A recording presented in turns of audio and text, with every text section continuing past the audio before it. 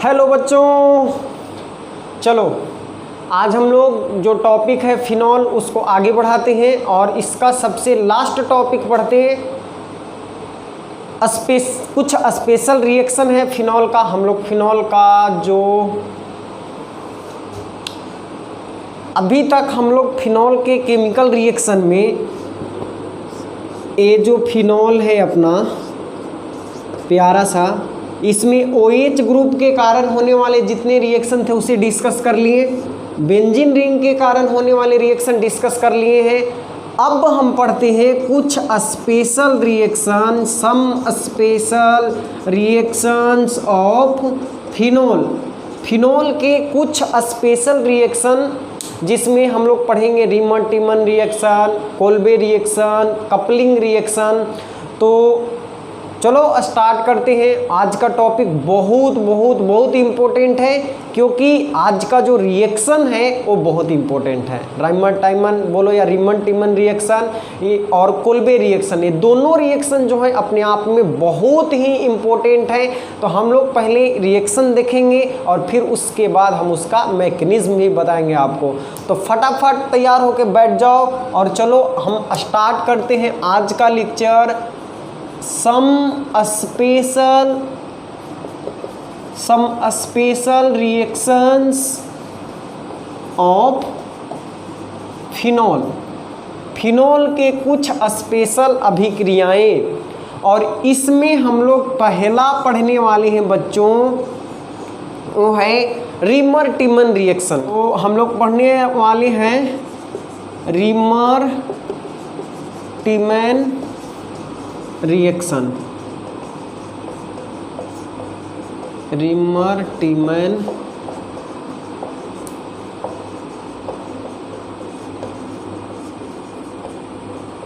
अभिक्रिया।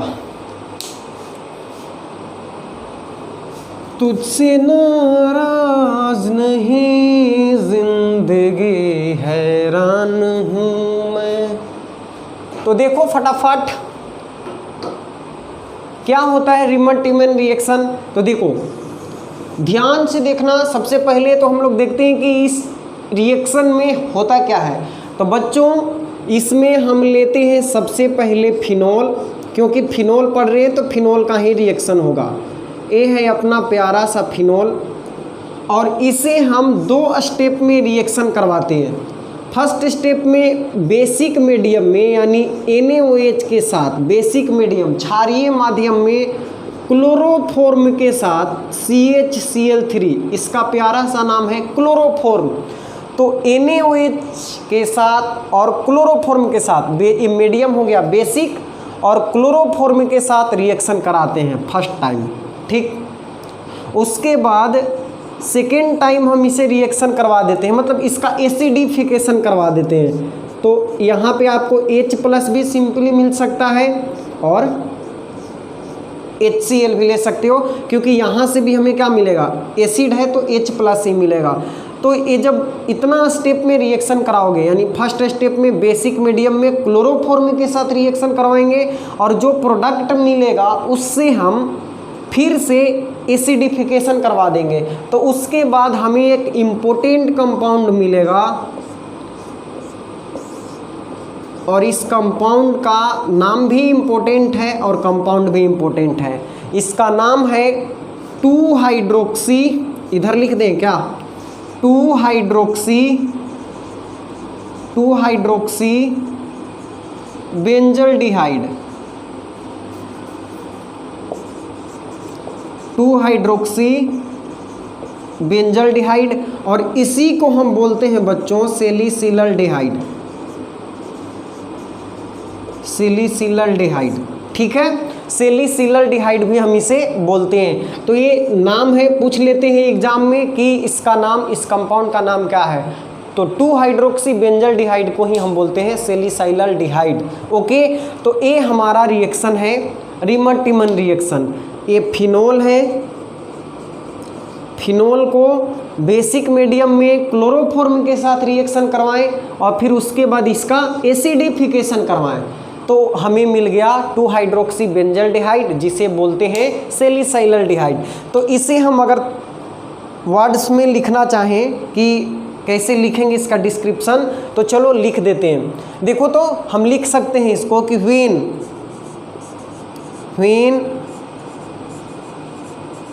Phenol is treated with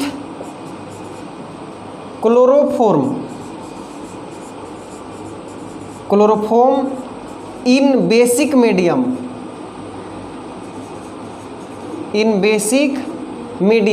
मतलब लिख सकते हैं विथ NaOH और KOH, ये दोनों में से किसी के साथ basic medium followed by acidification along with dilute HCl, then 2-hydroxy benzaldehyde is formed।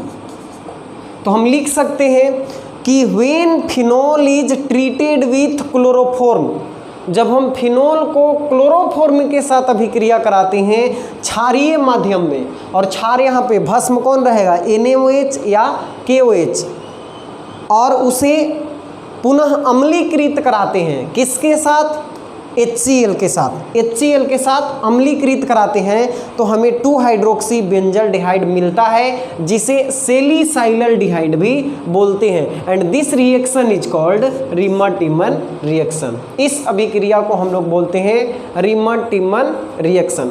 तो चलो इसको और थोड़ा सा हम ज़्यादा एक्सप्लेन करते हैं कि ये रिएक्शन, पहले तो आपको यही याद रखना है कि फिनोल को NaOH और क्लोरोफॉर्म के साथ रिएक्शन करवाएंगे और उसको एसिडिफाई करेंगे, तो हमें मिलेगा 2-हाइड्रोक्सी बेंजल्डिहाइड या सैलिसिलडिहाइड।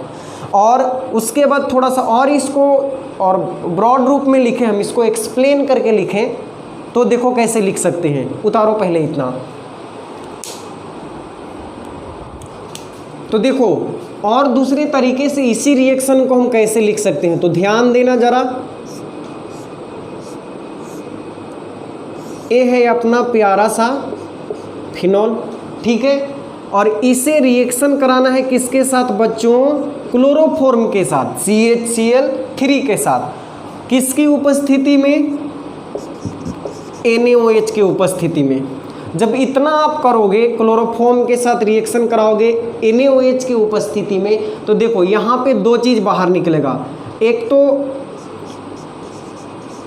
NaCl बाहर निकलेगा, ठीक है, और साथ में H2O बाहर निकलेगा।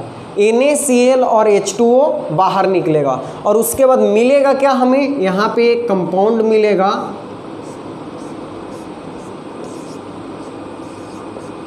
सोडियम यहाँ पे जुड़ जाएगा और यहाँ पे CHCl2 आके जुड़ जाएगा। ओके, एक कंपाउंड मिलेगा। उसके बाद फिर हम क्या करेंगे, फिर से इसको 2NaOH के साथ रिएक्शन कराएंगे, फिर से इसे 2NaOH के साथ रिएक्शन करवाएंगे, तो यहाँ से फिर से हमें मिलेगा 2NaCl। 2NaCl, 2 सोडियम और 2 क्लोरीन यहाँ से बाहर हो जाएगा, और उसके बाद एक अनस्टेबल कंपाउंड बनेगा। उसके बाद हमें यहाँ पे एक अनस्टेबल कंपाउंड देखने को मिलेगा। कैसे बनता है, क्या होता है, सब कुछ हम डिटेल में बताएंगे आपको मैकेनिज्म में। अभी सिर्फ ये दिखा रहे हैं कि देखो रिएक्शन आप वैसे ना लिख के इस तरह से भी लिख सकते हो। अब इतना करने के बाद देखो ये जो कंपाउंड है ना, ये अनस्टेबल है। क्यों अनस्टेबल है, इसे आगे हम बताएंगे। कभी भी पहले हम बताए भी हैं हेलोएल्केन और हेलोएरिन में, सॉरी एल्कोहल में, कि किसी भी कार्बन पे अगर 2 OH ग्रुप या 2 से अधिक OH ग्रुप आ जाता है, मान के चलो 1 से अधिक OH ग्रुप 2, 3 आ जाता है, तो अनस्टेबल होता है, वहाँ से वो H2O रिलीज करता है, उसके बाद कंपाउंड का निर्माण करता है। तो यहाँ भी देखो तो एक ही कार्बन पे 2 OH ग्रुप है, तो यहाँ से क्या होगा, H2O बना के बाहर निकल जाएगा, और उसके बाद इसे हम डाइल्यूट HCl के साथ एसिडिफाई करा देंगे, ठीक है, डाइल्यूट HCl के साथ एसिडिफाई कराएंगे, अम्लीकृत करेंगे। तो नेक्स्ट हमें जो प्रोडक्ट चाहिए था, जो प्रोडक्ट रिक्वायर्ड था, वो हमें मिल जाएगा। यही बनाना था। तो इस तरीके से भी आप इस रिएक्शन को लिख सकते हो। सबसे पहले फिनोल लिए, फिनोल, ये अपना प्यारा सा फिनोल है, ये क्या है, क्लोरोफॉर्म है।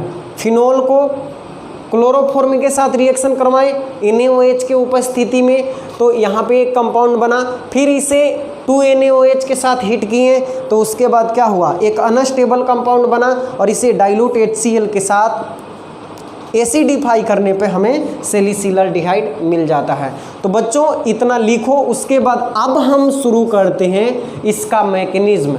तो इसका मैकेनिज्म बहुत ही शानदार, ज़बरदस्त, जिंदाबाद है, लेकिन बहुत सारे बच्चों को समझ में ही नहीं आता है। तो टेंशन नहीं लेने का, आपको पूरा समझ में आएगा, सिर्फ ध्यान से देखते जाना। तो लिखो इसको, बढ़ते हैं आगे। देखो बच्चों, अब इसका हम लोग करते हैं मैकेनिज्म, क्रियाविधि, रिएक्शन कंप्लीट कैसे होता है। तो ध्यान से देखना, एकदम इजी है, बहुत इजी है, लेकिन लेंदी है। मतलब कि इसमें ज़्यादा स्टेप है, आपको सिर्फ स्टेप देखते जाना है, सब कुछ समझ में आ जाएगा। अगर पहले कुछ पढ़े हो तब, तो बिना पढ़े थोड़ी नहीं यहाँ तक आए हो, वो तो पढ़कर ही आए हो ना इस टॉपिक तक। तो देखो, हम रिएक्शन किससे करा रहे थे, क्लोरोफॉर्म से, जिसे हम लिख रहे थे CHCl3, ठीक है, यही हमारा क्लोरोफॉर्म है। तो देखो इसको एक अलग तरीके से हम लिखते हैं, ये कार्बन है और ये हाइड्रोजन है, और 3 क्लोरीन जुड़ा हुआ था इसके साथ, क्लोरोफॉर्म में 3 क्लोरीन, ठीक। और देखो यहाँ पे क्लोरीन जो है, क्लोरीन का इलेक्ट्रोनिगेटिविटी कार्बन के कंपैरिजन में अच्छा खासा होता है। मतलब कि क्लोरीन जो है मोर इलेक्ट्रोनिगेटिव है कार्बन से, कार्बन की तुलना में तो क्लोरीन जो है बहुत ही ज़्यादा इलेक्ट्रोनिगेटिव है। तो ये कार्बन से इलेक्ट्रॉन को अपनी तरफ शिफ्ट करेगा, तो यहाँ पे आ जाएगा हल्का पॉजिटिव चार्ज, ठीक है। मतलब ये जो हाइड्रोजन है वो एसिडिक हाइड्रोजन हो गया।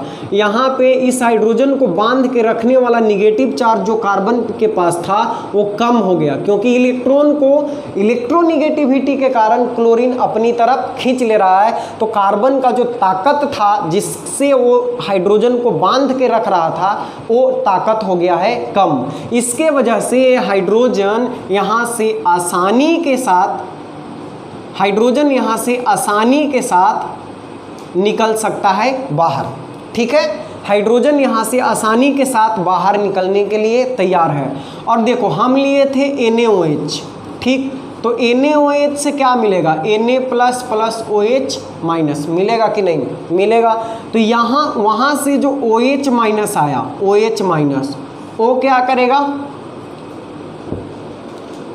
OH- यहाँ डोरे डालना शुरू किया, क्योंकि ये जान रहा है कि इसके पास इलेक्ट्रॉन अधिक मात्रा में है, इसको कोई ऐसा चाहिए जिसके पास इलेक्ट्रॉन की कमी हो।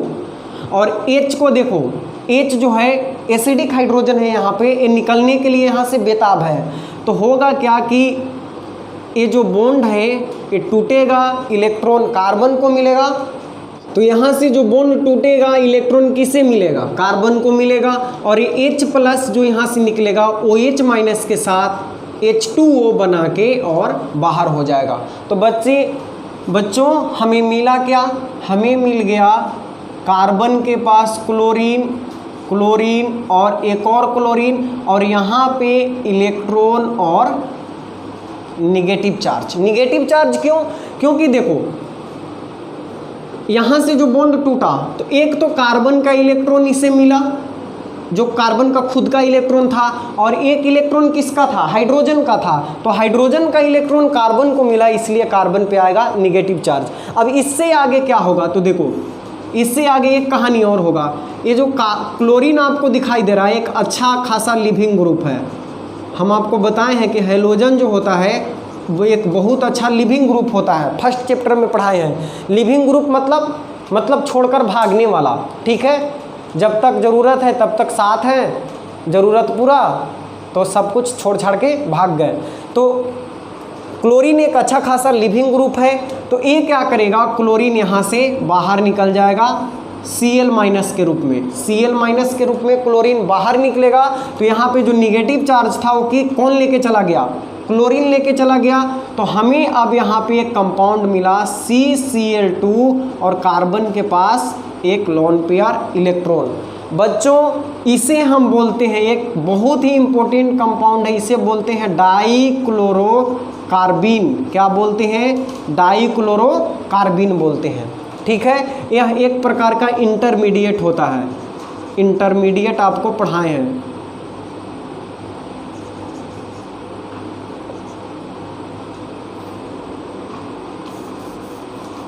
तो ये एक प्रकार का इंटरमीडिएट होता है डाइक्लोरोकार्बीन। अब देखो सारा कहानी इसी से चलेगा आगे हमारा। अभी तक हमें क्या मिला, एक इंटरमीडिएट मिला जिसका नाम है डाइक्लोरोकार्बीन। ये कैसा है, तो क्लोरीन है, साथ में क्लोरीन है और एक लॉन पेयर इलेक्ट्रॉन है, यानी 2 फ्री इलेक्ट्रॉन है। तो इसे बोलते हैं हम डाइक्लोरोकार्बीन। ओके, बताओ तो क्या इसका ऑक्टेट कंप्लीट है, नहीं कंप्लीट है। कैसे, एक इलेक्ट्रॉन यहाँ और एक यहाँ, 2 2 3 4, 4 और 2 6, यानी 6 इलेक्ट्रॉन ही है आउटर मोस्ट ऑर्बिट में। मतलब अभी इसका ऑक्टेट कंप्लीट नहीं है, इसके पास इलेक्ट्रॉन की कमी है। कितना इलेक्ट्रॉन का, 2 इलेक्ट्रॉन की इसके पास अभी कमी है। इसका मतलब कि ये एक प्रकार का क्या होगा, इलेक्ट्रोफाइल होगा। क्या होगा, इलेक्ट्रोफाइल होगा, इलेक्ट्रॉन स्नेही होगा, ये इलेक्ट्रॉन स्नेही, क्योंकि इसके पास इलेक्ट्रॉन की कमी है। तो ये इलेक्ट्रोफाइल की तरह कार्य करेगा। समझे बात को, यह एक इलेक्ट्रोफाइल की तरह काम करेगा। मतलब जहाँ पे इसको इलेक्ट्रॉन दिखाई देगा वहाँ पे ही अटैक करेगा। तो ये डाइक्लोरोकार्बीन के बारे में आप लिख सकते हो। और तो और यह लुईस एसिड भी है, लुईस अम्ल भी है। लुईस अम्ल आपको क्या बताए थे हम, लुईस अम्ल बताए थे कि वैसा स्पीशीज जो एक जोड़ा इलेक्ट्रॉन एक्सेप्ट कर सकता है। तो देखो ना, इसके पास 2 इलेक्ट्रॉन की कमी है ना, इसका ऑर्बिटल एक खाली है, कार्बन के पास 4 इलेक्ट्रॉन तो रह ही सकते हैं। तो इसमें क्या होता है कि 4 में से 2 के साथ बॉन्ड बनाया है, 2 इलेक्ट्रॉन फ्री है। लेकिन अगर इसका ऑक्टेट की बात करो, जब इसका ऑक्टेट की बात करो तो इसके पास 2 इलेक्ट्रॉन की अभी क्या है, कमी है। तो ये एक जोड़ा इलेक्ट्रॉन अभी एक्सेप्ट कर सकता है। तो ये एक प्रकार का लुईस एसिड भी है। तो डाइक्लोरोकार्बीन के बारे में इसको लिख लो, क्योंकि हम उसे मिटाने वाले हैं तुरंत। लिख लो जल्दी।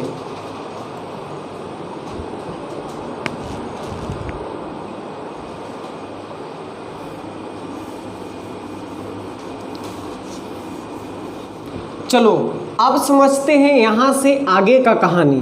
तो देखो हमारे पास क्या है, फिनॉल है। रिएक्शन किससे करवाना है, फिनॉल से करवाना है।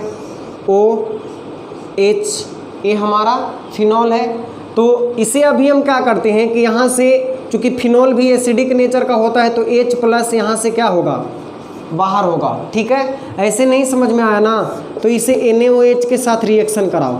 NaOH के साथ रिएक्शन कराओगे तो ये H+ यहाँ से H2O बना के क्या हो जाएगा, बाहर। तो हमें यहाँ पे सोडियम मिलेगा जो यहाँ पे जाके जुड़ जाएगा। ठीक, तो फिनॉल से हमें मिला फिनोक्साइड आयन।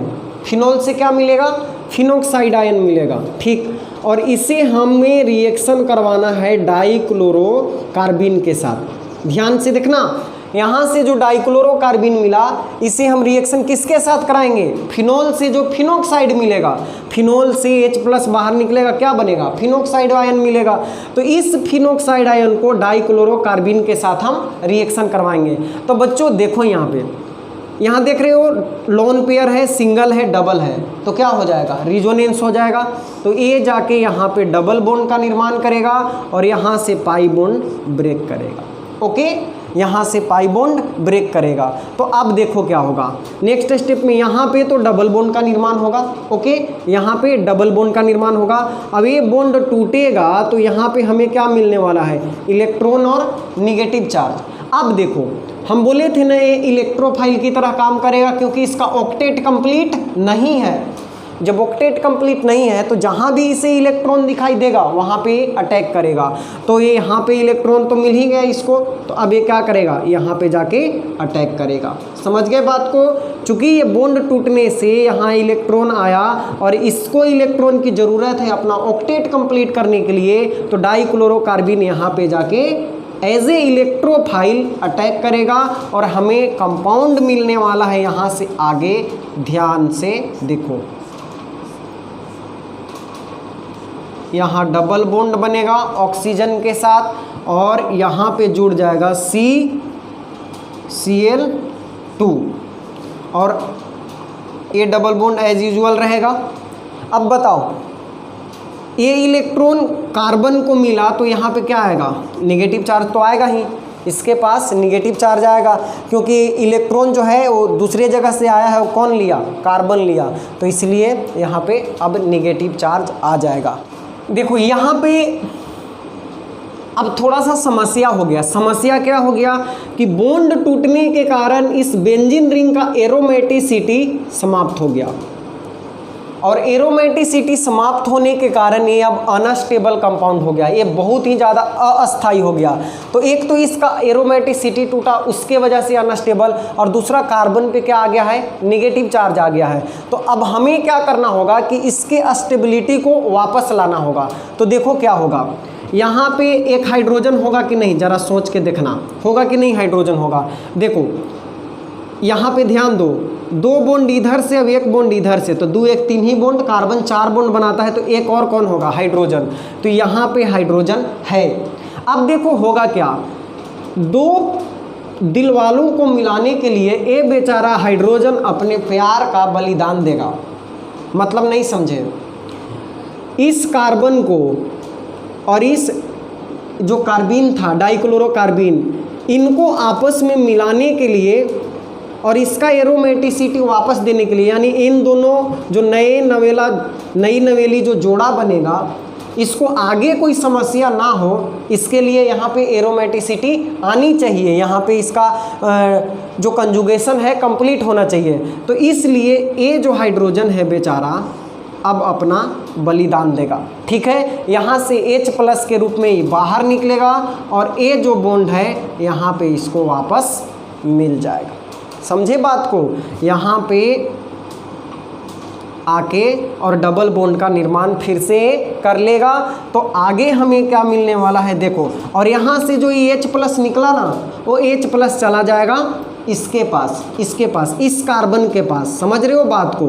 यहाँ पे माइनस है ना, तो यहाँ से H+ निकला और किसके साथ जुड़ जाएगा, इस कार्बन के साथ। तो नेक्स्ट स्टेप में हमें मिलने वाला है, यहाँ पे ज़रा ध्यान से देखो, ऑक्सीजन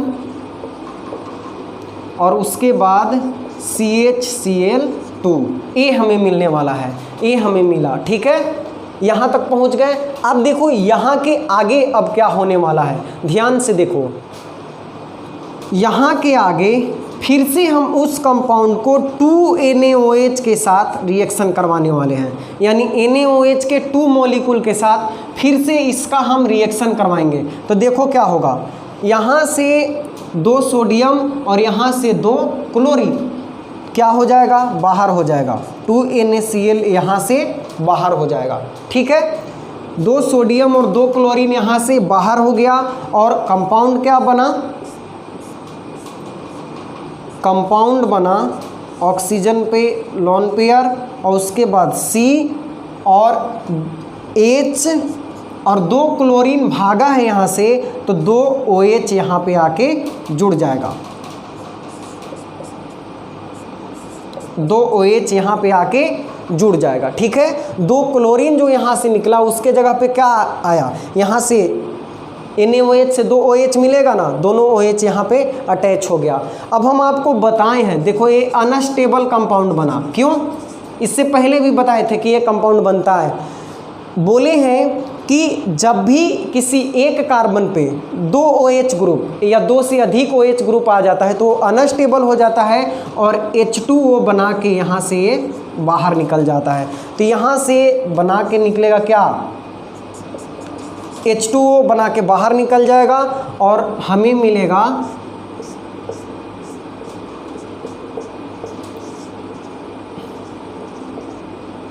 और CHO। क्या मिल जाएगा? CHO।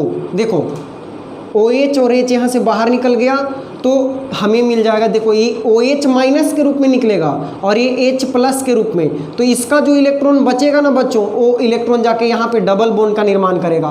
तो हम इसको ऐसे भी लिख सकते हैं C डबल बॉन्ड O और H। ठीक है, इतना के बाद अब क्या करेंगे नेक्स्ट स्टेप में? कुछ नहीं, बस थोड़ा सा और देखना है। यहाँ के बाद ऐसे लिख रहे हैं हम, इसको डाइल्यूट HCl के साथ या सिंपली H प्लस के साथ एसिडिफाई करा दो अब। ठीक है, तो यहाँ से H प्लस मिलेगा और यहाँ पे ऑक्सीजन के पास जाके जुड़ जाएगा, तो हमें कंपाउंड मिल जाएगा जो हमें चाहिए था, OH और यहाँ पे CHO। यही हो गया 2 हाइड्रोक्सी बेंजल्डिहाइड या salicylaldehyde. This is the mechanism for Reimer Tiemann reaction. कुछ नहीं, भारी नहीं है, सिर्फ स्टेप है, स्टेप है। स्टेप को समझते जाओ बारीकी से, एक एक पॉइंट आपको समझ में आ जाएगा। तो हम दोबारे ना फिर से समझा के आपको छोड़ देते हैं कि आप दोबारे वीडियो को पॉज करके देख लो, क्योंकि फिर वीडियो लंबा हो जाएगा। अभी कोल्बे रिएक्शन भी बताना है, तो इसे आप दोबारे एक बार देख लो, सब कुछ समझ में आ जाएगा। तो बढ़ते हैं अब आगे। ये हमारा कंप्लीट हुआ रीमा-टीमन रिएक्शन। अब नेक्स्ट रिएक्शन है कोल्बे रिएक्शन। तो लिखो इसको, चलो एक बार थोड़ा सा समझा ही देते हैं दोबारे। देखो रिएक्शन हमें कराना था फिनॉल को क्लोरोफॉर्म के साथ NaOH के उपस्थिति में। तो NaOH जब टूटेगा तो Na प्लस OH माइनस मिला, यहाँ से OH माइनस यहाँ आया। और देखो एक क्लोरोफॉर्म है, क्लोरोफॉर्म के साथ रिएक्शन करवा रहे थे। तो क्लोरोफॉर्म में जो ये 3 क्लोरीन है, क्लोरीन का इलेक्ट्रोनिगेटिविटी बहुत ही हाई होता है। तो क्लोरीन इलेक्ट्रॉन को कार्बन से अपनी तरफ खींचकर और कार्बन को इलेक्ट्रॉन डिफिशियंट बना देगा, इसलिए H प्लस का निकलना यहाँ से आसान हो जाएगा। तो ये एक एसिडिक हाइड्रोजन हो गया, तो ये OH माइनस के साथ H2O बना के बाहर हो जाएगा और ये जो इलेक्ट्रॉन बचा कार्बन पे निगेटिव चार्ज के रूप में चला जाएगा। अब हम जानते हैं कि क्लोरीन एक अच्छा लिविंग ग्रुप होता है, तो यहाँ से निगेटिव चार्ज लेके बाहर हो जाएगा और हमें एक कंपाउंड मिलेगा डाइक्लोरोकार्बिन, जो कि एक मध्यवर्ती है, इंटरमीडिएट है। नेक्स्ट स्टेप में जो फिनॉल से फिनोक्साइड आयन मिलता है उसे हम डाइक्लोरोकार्बिन के साथ रिएक्शन करवाएंगे। तो ध्यान दो कि यहाँ पे जो निगेटिव चार्ज है और यहाँ सिंगल है और यहाँ डबल है, तो रिजोनेंस हो जाएगा। ये इलेक्ट्रॉन निगेटिव जाके यहाँ पे डबल बॉन्ड का निर्माण करेगा, ये बॉन्ड टूटेगा तो यहाँ पे लोन पेयर और निगेटिव चार्ज आएगा। चूंकि डाइक्लोरोकार्बिन का ऑक्टेट इनकम्प्लीट है, तो ये इलेक्ट्रोफाइल की तरह काम करेगा और जहाँ इसको इलेक्ट्रॉन दिखाई देगा वहाँ ये अटैक करेगा। तो जाके अटैक करके जुड़ गया। अब देखो ये बॉन्ड टूटने से बेंजीन का जो एरोमेटिसिटी था, कंजुगेशन था, वो ख़त्म हो गया। तो इसे पूरा करने के लिए जो यहाँ H है वो H प्लस के रूप में यहाँ से बाहर निकलेगा और यहाँ से जो इलेक्ट्रॉन फ्री होगा यहाँ जाके डबल बॉन्ड का निर्माण करेगा और ये H प्लस जाके यहाँ पे कार्बन के साथ जुड़ जाएगा। ओके, उसके बाद देखो यहाँ से हम सीधे आगे हैं यहाँ, फिर इसे हम 2NaOH के साथ रिएक्शन कराएंगे। तो 2Na और 2Cl, NaCl बाहर हो जाएगा और ये दोनों OH जाके यहाँ पे कार्बन के साथ अटैच हो जाएंगे। ओके, अब 2 OH एक कार्बन पे अनस्टेबल होता है, तो OH और H H2O बना के बाहर हो जाएगा और यहाँ पे H plus OH minus H2O, यहाँ से जो इलेक्ट्रॉन बचा वो जाके यहाँ पे डबल बॉन्ड का निर्माण किया, तो A बन गया। फिर इसको हम पूरा करने के लिए डाइल्यूट HCl के साथ एसिडिफाई करवा दिए, तो इसका OH यहाँ पे जुड़ गया, तो हमें मिल गया 2 हाइड्रोक्सी बेंजल्डिहाइड या सैलिसाइलडिहाइड। बच्चों इसको हम इतना डिटेल्स में इसलिए बताएं कि यहाँ से JEE मेंस और एडवांस तक नीट में सारे जगह सारे कंपटीशन में सवाल आते हैं, तो आप इसको ध्यान से एक बार पढ़ लें। और उसके बाद कोल्बे जो इससे आगे जो हम लोग पढ़ने वाले हैं कोल्बे रिएक्शन, वो भी इम्पोर्टेंट है। तो चलो उसको देखते हैं, लिखो। तो नेक्स्ट रिएक्शन है हमारा Kolbe's reaction. Kolbe's reaction, Kolbe अभिक्रिया। This is also very very important like Reimer Tiemann reaction. Kolbe reaction में क्या होता है बच्चों? तो देखो हम सबसे पहले फिनॉल का रिएक्शन करवाते हैं, सबसे पहले NaOH प्लस CO2 के साथ, ठीक है। यानी फिनॉल का रिएक्शन करवाते हैं CO2 के साथ बेसिक मीडियम में, समझ गए बात को। फिनॉल का रिएक्शन करवाते हैं CO2 के साथ बेसिक मीडियम में और इसे फिर से क्या करते हैं, एसिडिफाई करते हैं, एसिडिफाई करते हैं। तो उसी प्रकार का हमें मतलब देखने में उसी के तरह जो अभी हम रीमर्टिमन रिएक्शन में प्रोडक्ट बनाए उसी की तरह लगता है, लेकिन थोड़ा सा अलग है। और यहाँ पे हमें मिलता है 2-हाइड्रोक्सी बेंजोइक एसिड, ठीक है। एक कंपाउंड हमें मिलता है, इसका नाम है 2-हाइड्रोक्सी बेंजोइक एसिड, बेंजोइक एसिड। और इसी को हम सैलिसाइलिक एसिड के नाम से भी जानते हैं। ये जो नाम है इम्पोर्टेंट है, याद रखना, सैलिसाइलिक एसिड।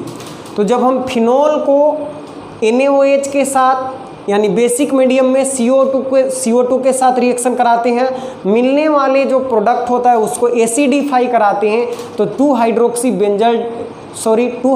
बेंजोइक एसिड या फिर सैलिसाइलिक एसिड प्राप्त होता है। और इस रिएक्शन को हम लोग क्या बोलते हैं, कोल्बे रिएक्शन बोलते हैं। तो हम इसे लिख सकते हैं इस रूप में कि when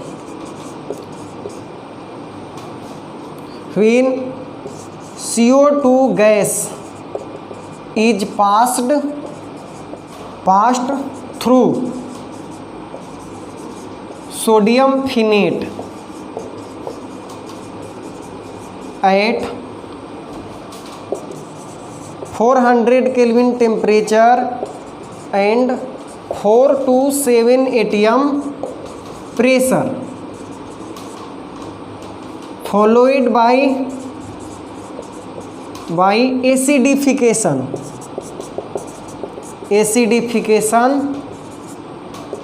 in presence of dilute HCl, then salicylic acid is formed। Okay, तो इस तरह से हम इसे लिख सकते हैं।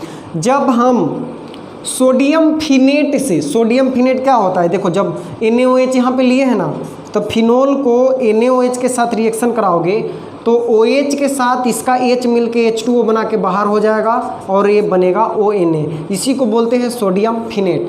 तो इस सोडियम फिनेट से हम पास कराते हैं क्या, CO2 गैस। और इसका कुछ कंडीशन है, 400 kelvin temperature and 4 to 7 atm pressure. उसके बाद हम इसे एसिडिफाई करवा देते हैं तो हमें मिल जाता है क्या, सैलिसाइलिक एसिड मिल जाता है। तो आप हिंदी वाले लिखो तो ज़रा इसको, जब सोडियम फिनोक्साइड से या सोडियम फिनेट से कार्बन डाइऑक्साइड गैस 400 केल्विन ताप तथा 4 से 7 एटीएम दाब पर प्रवाहित कराया जाता है तथा मिलने वाले उत्पाद को अम्लीकृत कराया जाता है तो हमें सैलिसाइलिक अम्ल प्राप्त होता है। ठीक है, तुम लोग रोक के धीरे धीरे करके लिख लेना। तो ये हो गया हमारा कोल्बे रिएक्शन। अब चलते हैं हम लोग इसका मैकेनिज्म की ओर कि आखिर ये रिएक्शन हुआ कैसे। ये प्यारा सा कंपाउंड इतने भयंकर कंपाउंड में कैसे कन्वर्ट हो गया, तो ध्यान देने का बिल्कुल छोटा सा और प्यारा सा मैकेनिज्म है इसका। अभी देखते हैं अब हम लोग इसका मैकेनिज्म, किसका, कोल्बे रिएक्शन का। ओके, तो ये फिनॉल है हमारा, फिनॉल से हमें क्या मिलेगा, फिनोक्साइड आयन मिलेगा। ओके, फिनॉल से मिलेगा फिनोक्साइड आयन और हमें रिएक्शन किससे करवाना था, कार्बन डाइऑक्साइड के साथ। तो ज़रा ध्यान दो यहाँ पे, carbon double bond oxygen, double bond oxygen, यही है CO2 का स्ट्रक्चर। ओके, ये बताए हैं आपको पहले भी हम केमिकल बॉन्डिंग में। तो ये CO2 का स्ट्रक्चर है। अब अगर यहाँ पे देखा जाए तो बच्चों देखो, ऑक्सीजन की इलेक्ट्रोनेगेटिविटी कार्बन के कंपैरिजन में बहुत अधिक होती है, तो ये पाई इलेक्ट्रॉन को क्या करेगा, अपनी ओर खींचेगा। जब ये पाई इलेक्ट्रॉन को अपनी ओर खींचेगा तो बॉन्ड टूटेगा, यहाँ पे माइनस और यहाँ पे प्लस, मतलब ये जो कार्बन है अब इलेक्ट्रोफाइल की तरह बिहेव करने लगेगा। और यहाँ पे देखो क्या होगा, ये जाके यहाँ पे डबल बॉन्ड बनाएगा और ये जो डबल बॉन्ड है यहाँ पे लोन पेयर और निगेटिव चार्ज बनाएगा। तो एक तो कार्बन पे पॉजिटिव और सामने यहाँ पे दिखाई दे रहा है इसको कौन, कार्बन पे निगेटिव और इलेक्ट्रॉन, तो ये क्या करेगा, यहाँ पे इलेक्ट्रोफिलिक अटैक करेगा, है ना, इलेक्ट्रोफाइल है, ये बॉन्ड टूटेगा तो ये इलेक्ट्रोफाइल की तरह कार्य करेगा ना, तो ये जाके यहाँ पे अटैक करेगा। तो मिलेगा क्या हमें, देखो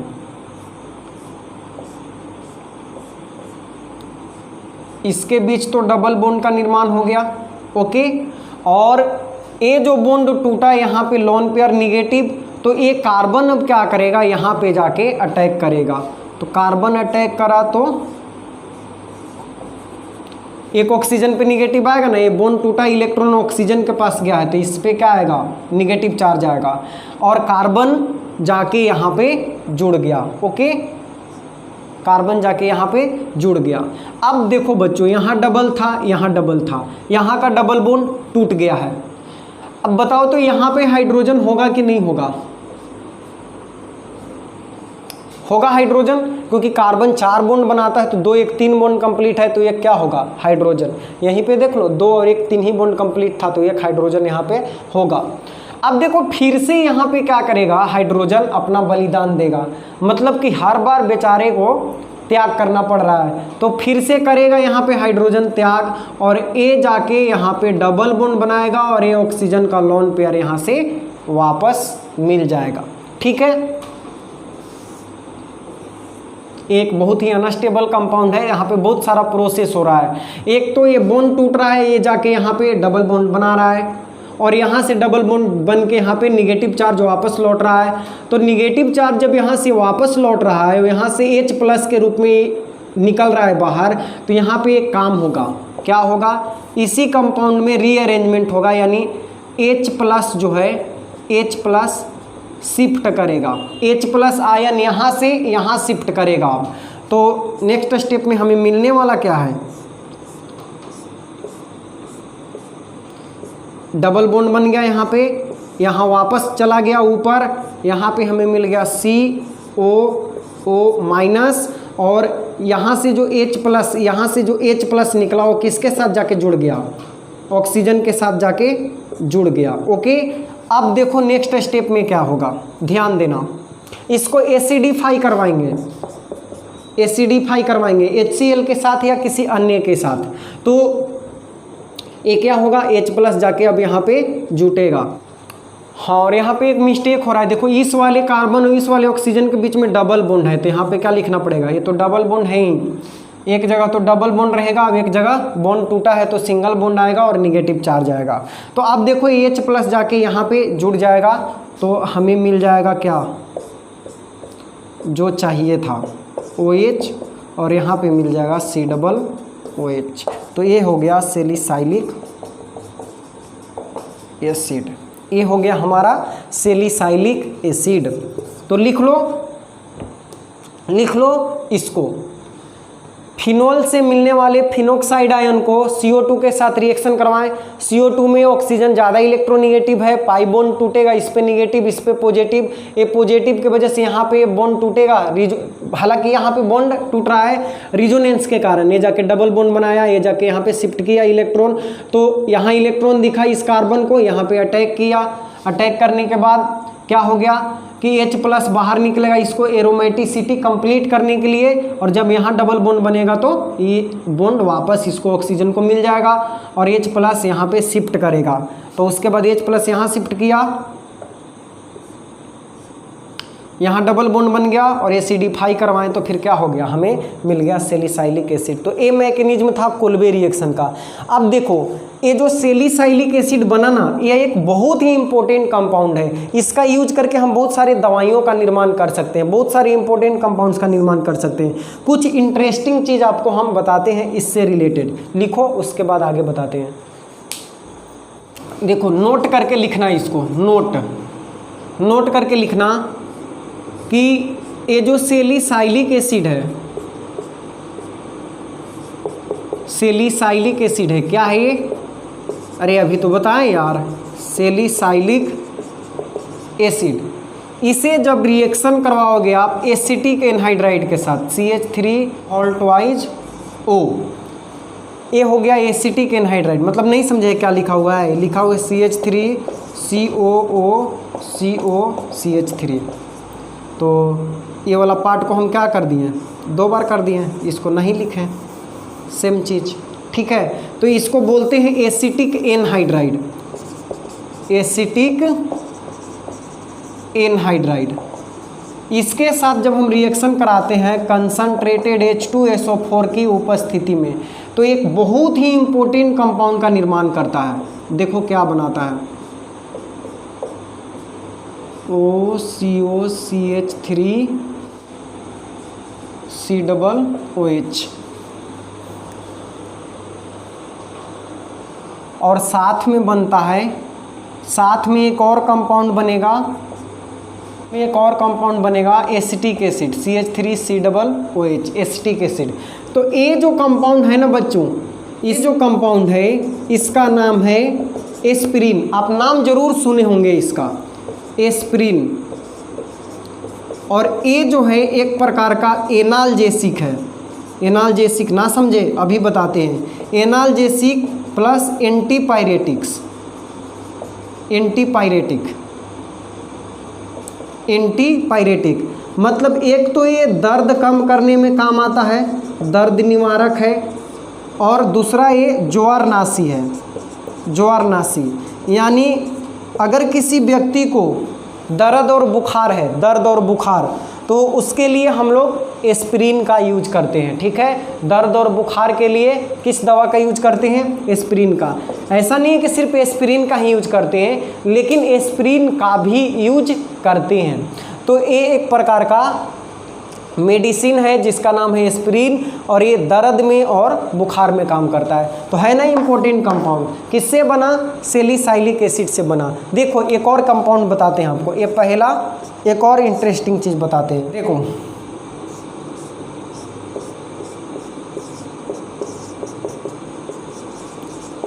ये है सैलिसाइलिक एसिड, इसे रिएक्शन करा दो, इसे रिएक्शन करा दो फिनोल के साथ, C6H5OH के साथ, फिनोल के साथ POCl3 के उपस्थिति में। ये क्या है? फिनोल है, और ये है फॉस्फोरस ऑक्सीक्लोराइड, ऑक्सीक्लोराइड। इसकी उपस्थिति में रिएक्शन कराओगे तो एक इम्पोर्टेंट कंपाउंड बनेगा।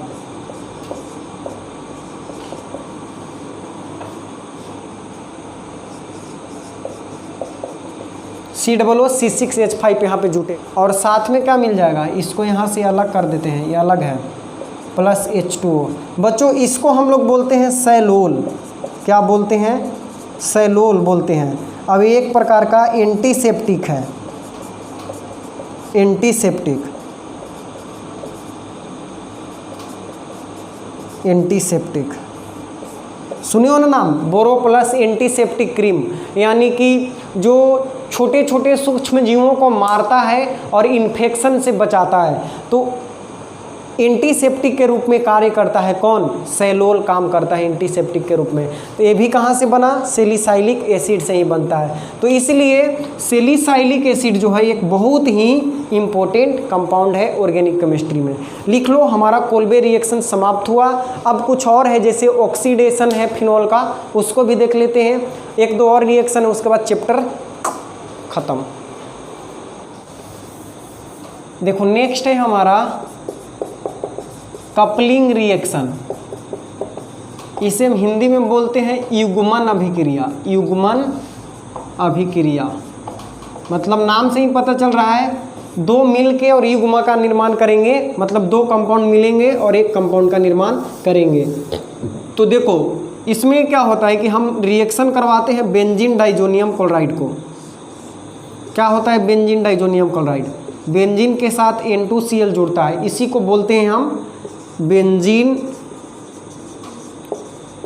Diazonium chloride. Okay, benzene diazonium chloride को रिएक्शन करवाएंगे हम लोग फिनॉल के साथ। किसके साथ? फिनॉल के साथ। ये हमारा है फिनॉल, यहाँ पे क्या होगा H, इस H को दिखा दो, हर एक जगह पे एक एक H होगा ना। तो इसके साथ जब आइस कोल्ड सॉल्यूशन में, यानी बहुत ही कोल्ड है, बहुत ही ठंडे मीडियम में रिएक्शन करवा रहे हैं, आइस कोल्ड सॉल्यूशन में जब आप इसका रिएक्शन कराओगे तो यहाँ से Cl और यहाँ से H बाहर निकलेगा और हमें एक कंपाउंड मिलेगा। क्या?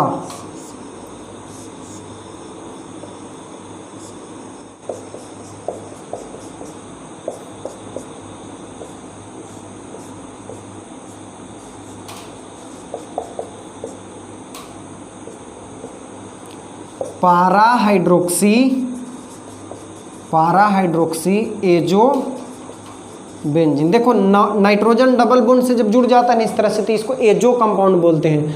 तो इसमें देखो तो पारा पोजीशन पे 1 2 3 4 पोजीशन पे वो H है, तो पारा हाइड्रोक्सी और इसको बोलते हैं एजो बेंजीन। तो ये हो गया हमारा coupling reaction. Okay, coupling reaction में क्या होता है? बेंजीन डाइजोनियम क्लोराइड फिनॉल के साथ रिएक्शन करके HCl रिलीज करता है और एक नया कंपाउंड बनाता है पारा hydroxy azo benzene.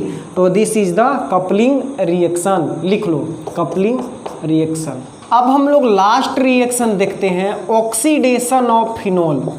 Oxidation of phenol, phenol का ऑक्सीकरण, फिनॉल का ऑक्सीकरण, फिनॉल का ऑक्सीकरण, ऑक्सीडेशन ऑफ फिनॉल।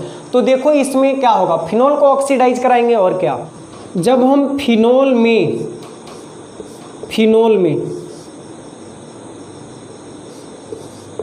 ये हमारा फिनॉल है, ठीक। ऑक्सीडेशन का मतलब क्या होता है? एडिशन ऑफ ऑक्सीजन, ऑक्सीजन का जुड़ना। तो जब आप फिनॉल में बहुत तेजी से हवा का झोंका, एयर प्रवाहित कराओगे, क्या? ऑक्सीजन प्रवाहित कराओगे, तो यहाँ से क्या होगा, H2O बाहर निकल जाएगा, ठीक है, और एक कंपाउंड बनाएगा, एक कंपाउंड बनाएगा। इस कंपाउंड का नाम है बेंजोक्विनोन, बेंजोक्विनोन। और सबसे इम्पोर्टेंट बात जो ध्यान रखना है कि ये पिंक कलर का होता है, पिंक कलर का होता है,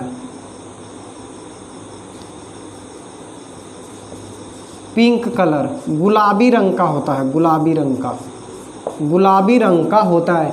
यानी एक फिनॉल जो होता है वो कलरलेस होता है, कलरलेस होता है, रंगहीन, इसमें कोई रंग नहीं होता है। शुद्ध रूप से बना हुआ फिनॉल रंगहीन होता है, लेकिन जब ये वायु के संपर्क में आता है तो किस रंग का हो जाता है? पिंक कलर का हो जाता है। ये बात आपको ध्यान रखनी है। यहाँ पे हम करवाएं क्या, फिनॉल का ऑक्सीडेशन करवाएं तो ये किस कलर में कन्वर्ट हो गया? गुलाबी कलर में कन्वर्ट हो गया और गुलाबी गुलाबी नशा छाने लगा। तो ये है फिनॉल का ऑक्सीडेशन। इसका ऑक्सीडेशन एक तरीके से और करा सकते हैं, देखो कैसे। ये मान लेते हैं कि पहला तरीका हो गया, दूसरा तरीका ऑक्सीडेशन का है, इसको हम एक और तरीके से करवा सकते हैं। जब हम फिनॉल को, ये हमारा प्यारा सा फिनॉल है जो आज 8 दिन से दिमाग ख़राब कर रहा है हम लोगों का, फिनॉल है, इसे हम रिएक्शन करवा देंगे K2H2O8 के साथ। इसका नाम है पोटेशियम पर सल्फेट, पोटेशियम पर सल्फेट। पोटेशियम पर सल्फेट के साथ बेसिक मीडियम में हम इसका रिएक्शन करवा देंगे। ओके, फिनॉल का पोटेशियम पर सल्फेट के साथ रिएक्शन करवाएंगे बेसिक मीडियम में, तो हमें दो कंपाउंड मिलेगा। एक तो ऑर्थोहाइड्रोक्सीफिनॉल और दूसरा पाराहाइड्रोक्सीफिनॉल। तो इसका नाम हम IUPAC नेम क्या लिखेंगे, 1,2 डाईहाइड्रोक्सी बेंजीन, ठीक है। और इसका नाम होगा 1,4 dihydroxy benzene, 1,4 dihydroxy benzene, 1,2 dihydroxy benzene और 1,4 काउंटिंग करो 1 2 3 4 1,4 डाईहाइड्रोक्सी बेंजीन। लेकिन इसमें इंपॉर्टेंट बात यह है कि इसका एक और नाम है केटिकोल। केटिकोल क्या बोलते हैं इसको, केटिकोल, और इसको बोलते हैं पाराक्विनोल। तो ये दोनों का स्पेशल नाम भी है, याद रखना। तो जब फिनोल को पोटेशियम पर सल्फेट के उपस्थिति में बेसिक मीडियम में रिएक्शन करवाते हैं तो केटिकोल मिलता है और पाराक्विनोल मिलता है। तो ये हो गया हमारा फिनोल चैप्टर समाप्त। अब हमें पढ़ना है ईथर। तो ईथर भी हम स्टार्ट करेंगे जल्दी, और वो 2-3 लेक्चर में, मैक्सिमम 2-3 लेक्चर में, 3 लेक्चर में समाप्त हो जाएगा। और उसके बाद फिर स्टार्ट करेंगे हम लोग क्वेश्चन बनाना एल्कोहल, फिनोल और ईथर का, क्योंकि अभी तक हम लोग सिर्फ पढ़ रहे थे और रिएक्शन से रिलेटेड ही आपको सिर्फ बताया गया है एग्जाम्पल। अब हम लोग जब चैप्टर समाप्त हो जाएगा सारा एल्कोहल, फिनोल और ईथर, उसके बाद हर एक टाइप का क्वेश्चन करेंगे कि आपके एग्ज़ाम में कहाँ से सवाल आ सकता है, किस प्रकार का सवाल आ सकता है। तो करेंगे सब कुछ। इसको लिखो, फिनोल के बारे में थोड़ा मोड़ा जानकारी आपको और देते हैं। तो देखो बच्चों, आज हमारा टॉपिक समाप्त हुआ फिनोल। और फिनोल जो होता है, देखो फिनोल को ही हम लोग कार्बोलिक एसिड के नाम से भी जानते हैं। कार्बोलिक एसिड, कंफ्यूज मत होना। कार्बोलिक एसिड किसे बोलते हैं, फिनोल को ही। एक कलरलेस क्रिस्टलाइन सॉलिड होता है, सॉलिड स्टेट में रहता है, कलरलेस है और क्रिस्टलाइन सॉलिड है। इसका जो इसमें एक बहुत ही स्ट्रॉन्ग स्मेल पाया जाता है, मतलब फिनोल जो होता है इसमें एक बहुत ही मजबूत गंध पाया जाता है जिसे हम फिनोलिक स्मेल बोलते हैं।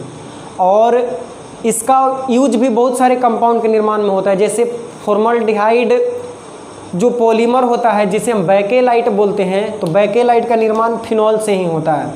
उसके बाद अभी हम आपको बताएं कि एस्पिरिन हो गया, जो कि एक एनाल्जेसिक और एंटीपायरेटिक की तरह काम करता है, उसका भी निर्माण फिनोल से ही होता है। और फिनोल जो होता है वो वाटर में सोलूबल होता है, एल्कोहल और ईथर में भी आसानी से घुल जाता है। तो नेक्स्ट लेक्चर जो हम ईथर वाला स्टार्ट करेंगे उसमें पहले हम फिनोल के बारे में कुछ और इम्पोर्टेंट जानकारी आपको देंगे, उसके बाद हम स्टार्ट करेंगे ईथर। तो मिलते हैं नेक्स्ट लेक्चर।